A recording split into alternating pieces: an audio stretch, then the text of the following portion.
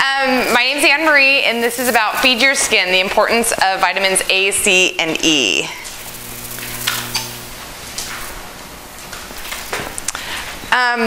What's happening to my face? So the reason why we age is, one, it's genetic, but it's mainly due to oxidative stress. That is photo damage, UV rays, breaking down elastin and collagen. As we get older, our cells renew a lot slower. We get a buildup of the stratum corneum. You'll notice pigmentation building up, and then of course there's always acne.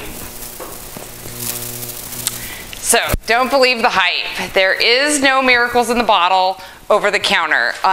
You see a lot of, I get a lot of patients and they're like, oh, I was in Vegas and they put this cream on my face and half my face looked like a facelift and all this stuff. And really, truly, there's only very few things that the FDA allows and actually acknowledges as anti-aging treatments. Most pharmaceuticals are tested for safety and the benefits aren't always confirmed. So when something is tested by the FDA, they're just making sure it's not poisoning you. They're not always making sure that it works. And ingredients, you know, you can go to Clark's and you can get a vitamin C serum or a vitamin A cream, but that doesn't mean that it actually is going to work by your skin. That doesn't mean there's actually much in there at all. That just means they put a little drop in there so that they can put it on the label. And you know, a lot of products, most products that you will get physician dispensed are tried and true, and the formulation and the stability of the vitamins are adequate for the skin to absorb. Both vitamin A and vitamin C are very volatile and unstable, so they have to be formulated in an appropriate way. Okay, so this is the breakdown of your retinoids. So your over-the-counter products are retinol palmitate and retinol, and they can only be less than 1% of retinol palmitate and retinol. The difference between retinol palmitate and retinol, which is interesting, is retinol comes from any vitamin A source and the retinol palmitate only comes from palm oil, which is interesting. Your physician dispense, which is stronger, is going to be any retinol greater than a 0.1%. So here we have SkinMedica's Tri-Retinol, and it is 0.65. Renova, which is a physician dispensed, and it is 0.02% of tretinoin, which is retinoic acid, and it is the only one that is a 0.02% is Renova. They own that percentage. Tretinoin is from a 0.025 to a 0.1. It's usually a generic brand, or here we have Obagi. And then prescription only are going to be your Tazorac and specific formulations of the tretinoin 0.025 to 1. So this is a breakdown, and this is to help you understand. A lot of people think like you can go to CVS pharmacy and you can get retinol and it's going to do the same thing as the doctor's retin-a, but it's not. So retinol is way up here, boop, boop, boop, and it has to go through all this complicated breakdown. It has to turn into an alcohol. It has to be turned into this retinol dehydrate, and then it has to use enzymes, and then it's finally a retinoic acid, and then when it's finally a retinoic acid, we're hoping that these receptors are going to accept it and utilize it.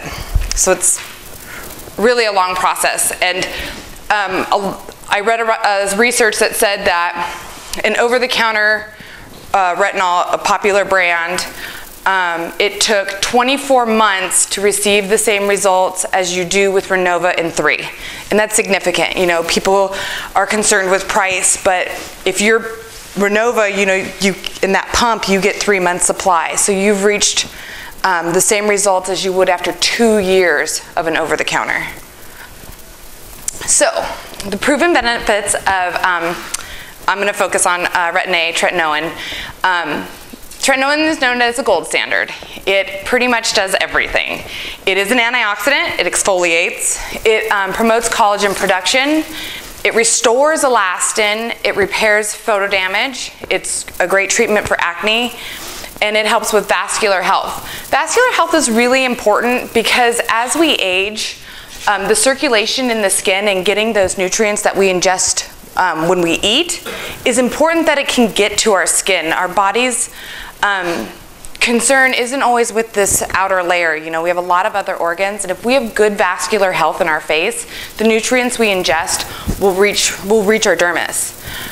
And it controls melanocytes and is a tyranase inhibitor. Tyranase is a chemical that's used by the body that forms the melanin, so that, you know, your body forms melanin to protect you from UV damage. But this controls it so that you don't have all that pigmentation. And this picture is great. This is actually a Renova picture, and it was used in a study. And you can see the overall clarity in her skin. And all this woman did was Renova. There was no lasers, there was no other treatment. And you can see that she's smoother. But notice, you know, she's not completely wrinkle-free, because it won't cure your wrinkles, but it will soften all that little, those little lines and that texture and her redness and her irritation.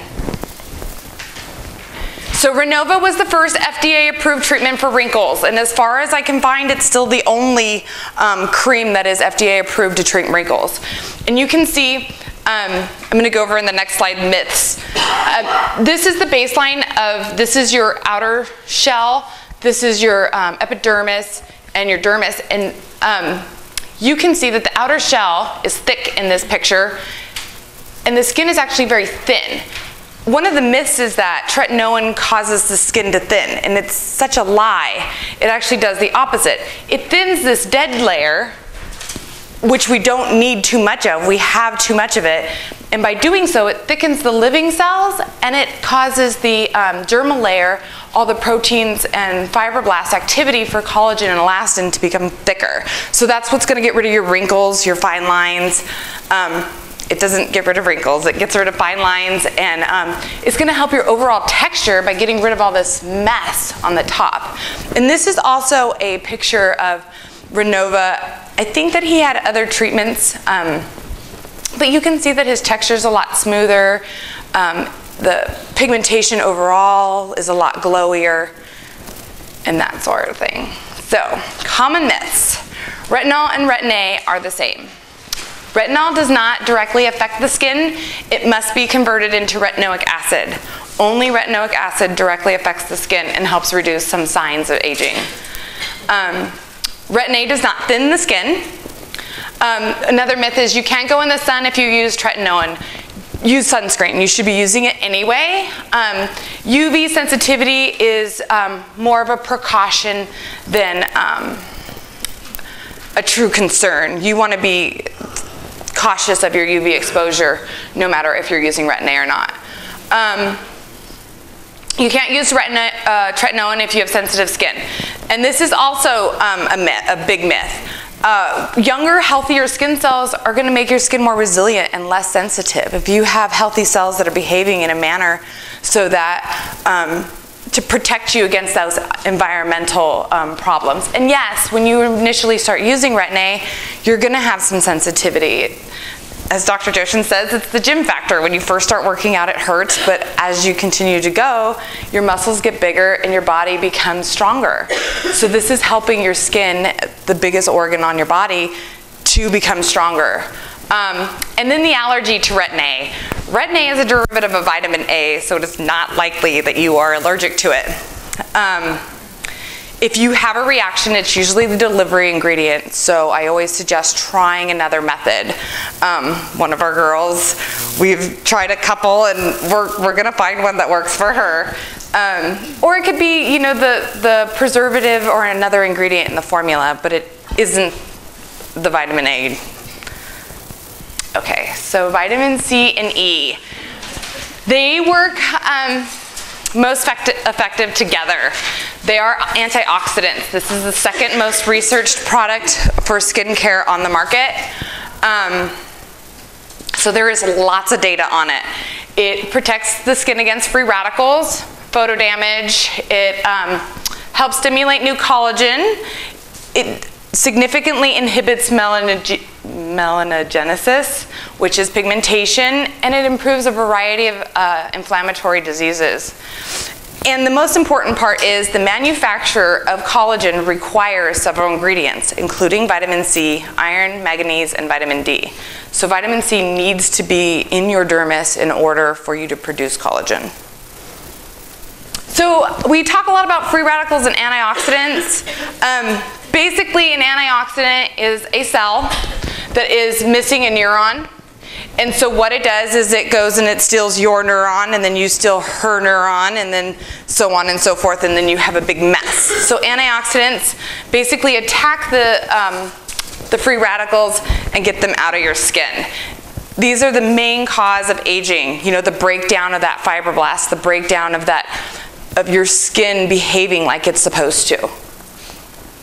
So this was a picture, this was actually a Skinmedica study, and this is just vitamin C. And they are the only one that have a combination of water-soluble and lipid-soluble vitamin C with an E. And this is significant. I mean, you can see the significant difference. I wish that this one would have been closer up, but the redness is significantly gone. The texture is a lot smoother. But again, you know, you still have some. You would need to use retin-a with it in order to achieve a greater result. My opinion is that vitamin C needs to be used with retin-a in order to get that great dramatic result.